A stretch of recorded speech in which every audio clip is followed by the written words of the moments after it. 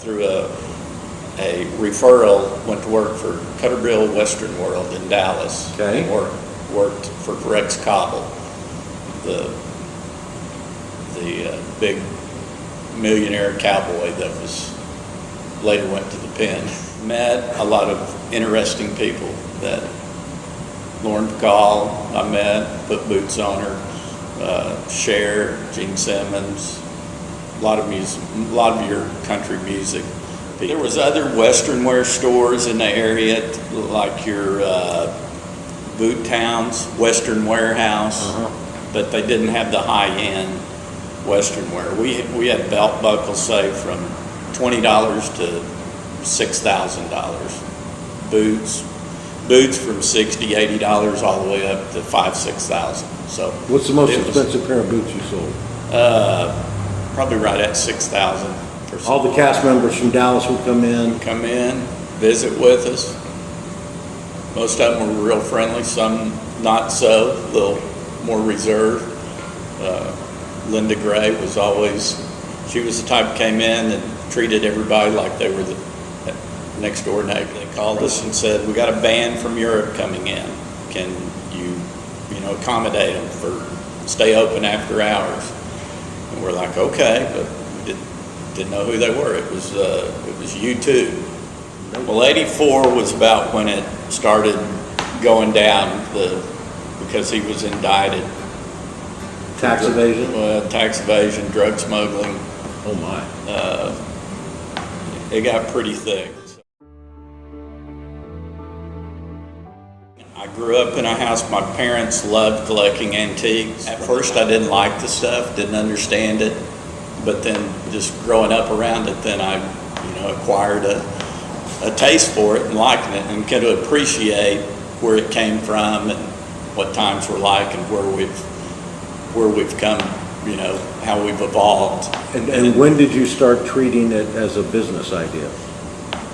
Probably not till probably around 2006 when I started getting really more involved in trying to buy and sell antique pieces or just old vintage Americana pieces, anything I thought had some character, a story to tell.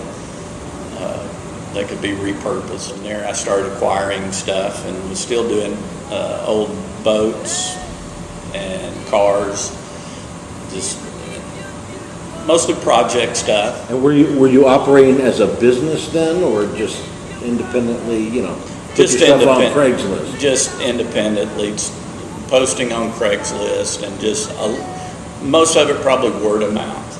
Just opened up a new mall space down in Frisco Mercantile, antique mall, and that's where I met my business partner, Aaron. I knew we both had basically the same taste and vision and what we were trying to do. So we went out, did some picking together, went to some auctions together, and just, we gelled nice as far as what we liked. And so we just, this place I saw the sign on the window and called Aaron. I said, what do you think about starting a storefront and see how we can do? So sure, there's pieces in here you can go find elsewhere, but I would say 70% of what we have is going to be hard to find in another store around McKinney. People they like bragging rights to have something in their house if it's unique. Right. It's like, well, you're not going to have one of these, more than likely. So I like that they can have a piece that they know that just everybody can't run out and buy another one and put it in their house. So. Would you let me see beneath your beautiful tonight? Having a grand opening on August 17th. All right. Be 8 to 5. We're going to serve some hors d'oeuvres, finger foods, and have some drinks. Are you making the hors d'oeuvres yourself, or are you having it catered? Having it catered. By anybody we know? Louisiana Street Grill. There you go.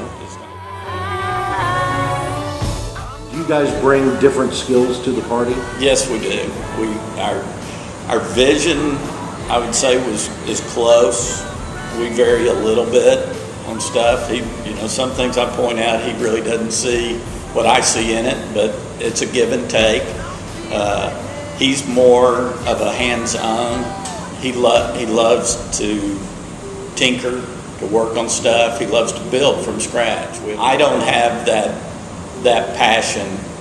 I can see some wood and think that would make a great tabletop, but Now you can just give it to Aaron and say, make a and table say, out of it. here, Aaron, here's some great wood. What would you like to make a table out of it? I like the hunt for it. A lot of me is just the hunt. I want to go find it, bring it in, but then I'm ready to turn around and go back and see what else I can find. If you think you have a story to tell, send me an email.